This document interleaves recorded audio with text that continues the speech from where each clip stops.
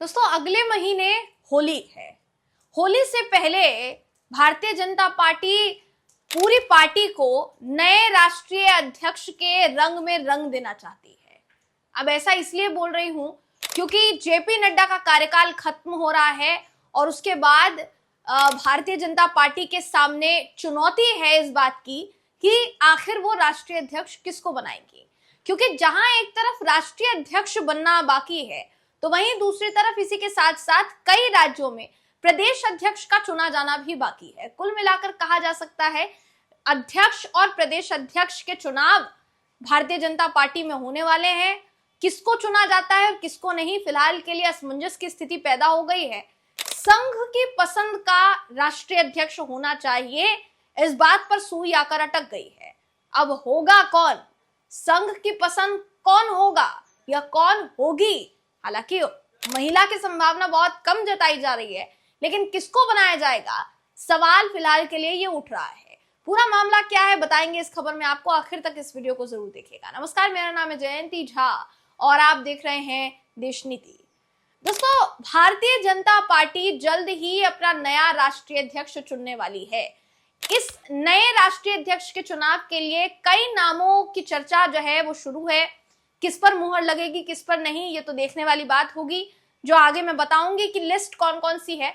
मगर उससे पहले चुनौती है वो है तमाम राज्यों में जो प्रदेश अध्यक्ष हैं उनके चुनाव की।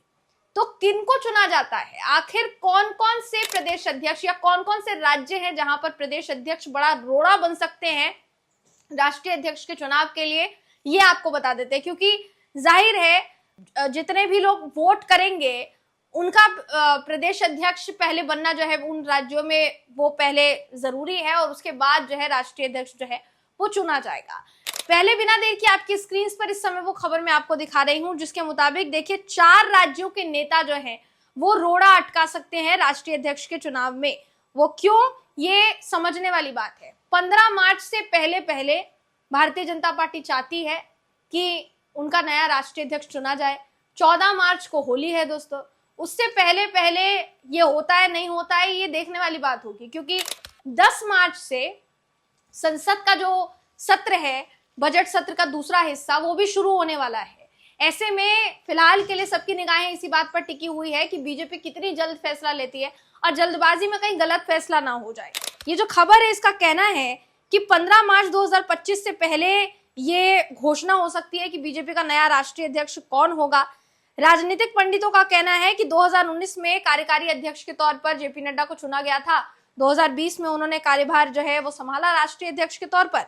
दूसरी तरफ जब उन्होंने अमित शाह से पदभार लिया, उनके कार्यकाल समाप्त जो है पिछले साल सप्ताह में हो गया था, लेकिन उनके कार्यकाल को एक्सटेंड किया गया था 2024 तक, क्योंकि 2024 में लोकसभा चुनाव कंप्लीट हुए। ऐसे में किसी राष्ट्रीय अध्यक्ष का होना जरूरी था तो उनका कार्यकाल जो है वो बढ़ा दिया गया था। लेकिन कई पार्टी के अंदर खाने भी कई जगह असंतोष होने के कारण अभी तक जो प्रदेश अध्यक्ष का चुनाव है या जो नए अध्यक्ष का चुनाव है वो टाला जा रहा था, लगातार वो हो नहीं पा रहा था। मगर अब उसकी तारीख जो है वो सुनिश्चित कर ली जाएगी, ऐसा बताया जा रहा है। कुछ आंतरिक चुनौतियां हैं जिसका सामना भारतीय जनता पार्टी को करना पड़ सकता है।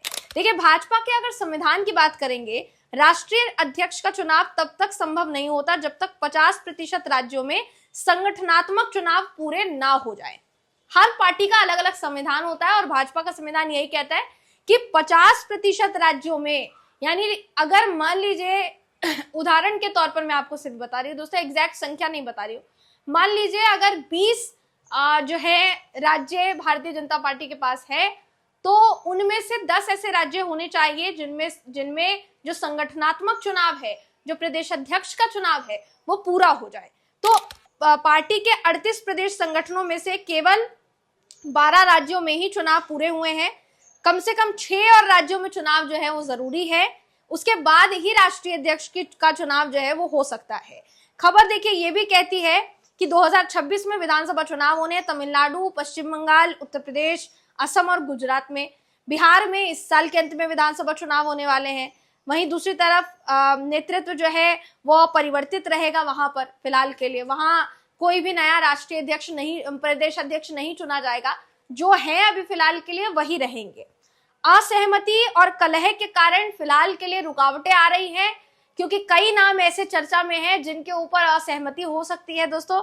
अब सबसे जरूरी बात यहाँ पर यह है कि जब तक राज्यों में संगठनात्मक चुनाव ना हो जाए तब तक राष्ट्रीय अध्यक्ष चुना नहीं जा सकता। ऐसे में कौन से ऐसे राज्य हैं जहां पर संगठनात्मक चुनाव को लेकर खींचतान शुरू है? कौन कौन से ऐसे राज्य हैं जहां पर नामों पर सहमति नहीं बन रही है कि नहीं बाबा ये तो हमको प्रदेश अध्यक्ष नहीं चाहिए क्योंकि इनके साथ हमारी जमती नहीं है? अब ऐसे कौन कौन से राज्य हैं? इसमें कर्नाटक का नाम सामने आ रहा है, मध्य प्रदेश का नाम सामने आ रहा है, उत्तर प्रदेश का नाम सामने आ रहा है दोस्तों, तेलंगाना का नाम सामने आ रहा है। कर्नाटक में बात की जाए तो मौजूदा प्रदेश अध्यक्ष हैं बी विजयेंद्र, इनके खिलाफ पार्टी में विरोध जो है वो उभर रहा है। तेलंगाना की बात करेंगे तो राज्य नेतृत्व को लेकर फिलहाल के लिए असंतोष की भावना जो है वो है। दूसरी तरफ बात की जाए देखिए उत्तर प्रदेश और मध्य प्रदेश की, तो नए प्रदेश अध्यक्षों के चयन पर फिलहाल के लिए सहमति जो है नहीं बन पाई है।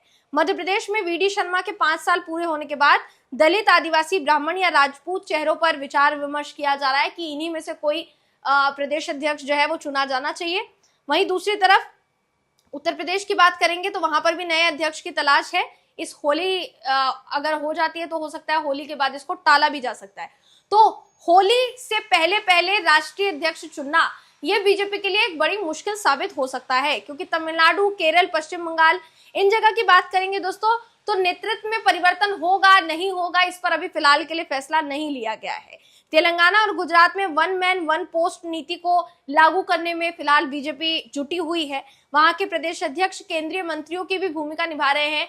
ये इसी कारण से उनको चुना जाएगा या उनको बदला जाएगा या फिर नहीं बदला जाएगा, इस पर विचार विमर्श जो है किया जा रहा है। अब जैसा मैंने शुरुआत में कहा, आरएसएस की पसंद का नया राष्ट्रीय अध्यक्ष चुना जा सकता है। बताया देखिए ये जा रहा है कि राष्ट्रीय स्वयंसेवक संघ को जो भी राष्ट्रीय अध्यक्ष का नाम पसंद आएगा मुहर उन्हीं के नाम पर लगेगी, ऐसा बताया जा रहा है।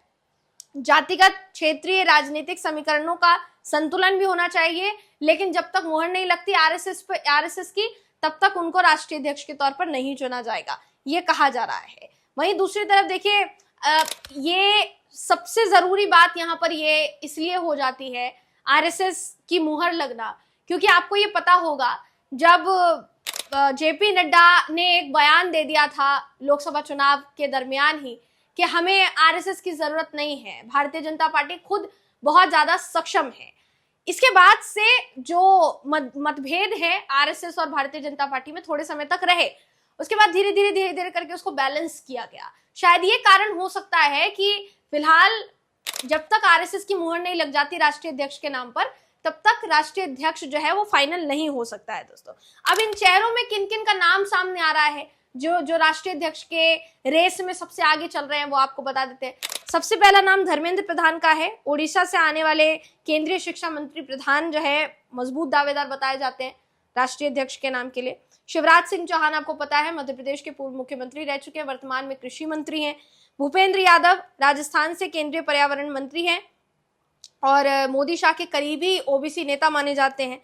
बात की जाए मनोहर लाल खट्टर की तो हरियाणा के पूर्व मुख्यमंत्री हैं, मोदी जी के सहयोगी बताए जाते हैं, पंजाबी जड़ें मजबूत हैं, आरएसएस से नाता है, जो दावेदारी है उसको और बल देता है, क्योंकि जैसा मैंने कहा आरएसएस से नाता होना इस रेस में बहुत जरूरी है। बात की जाए अनुराग ठाकुर की तो हिमाचल से युवा नेता हैं, सांसद हैं, बीजेवाईएम के पूर्व प्रमुख रह चुके हैं। काफी ऊंची जाति जो है, ऐसा लग सकता है कि दोस्तों की ओबीसी फोकस को प्रभावित कर सकती है, क्योंकि जाहिर सी बात है कि अभी फिलहाल के लिए जो आरएसएस के पैमाने में सही बैठेगा उसी को चुना जाएगा। विनोद तावड़े महाराष्ट्र के राष्ट्रीय महासचिव है और सबसे बड़ी बात यहाँ पर यह है कि राष्ट्रीय अपील को ये जो है सीमित कर सकता है फिलहाल के लिए, ऐसा कहा जा रहा है। कुल मिलाकर ये जितने भी नाम हैं इन पर तभी मुहर लगेगी जब इनका कोई नाता जो है वो आरएसएस से जुड़ा होगा या आरएसएस को इनका नाम पसंद आया होगा। तो अब देखने वाली बात ये होगी आरएसएस किस नाम पर मुहर लगाती है। भारतीय जनता पार्टी का बेशक राष्ट्रीय अध्यक्ष होने वाला है, लेकिन आरएसएस की मुहर होना बहुत जरूरी है। इसी से आप समझ सकते हैं दोस्तों कि योगदान किस हद तक है। बाकी इस पूरी खबर पर आपकी राय जो है कमेंट करके हमें जरूर बताइएगा। अगली वीडियो में आपसे फिर मुलाकात होगी, तब तक के लिए नमस्कार।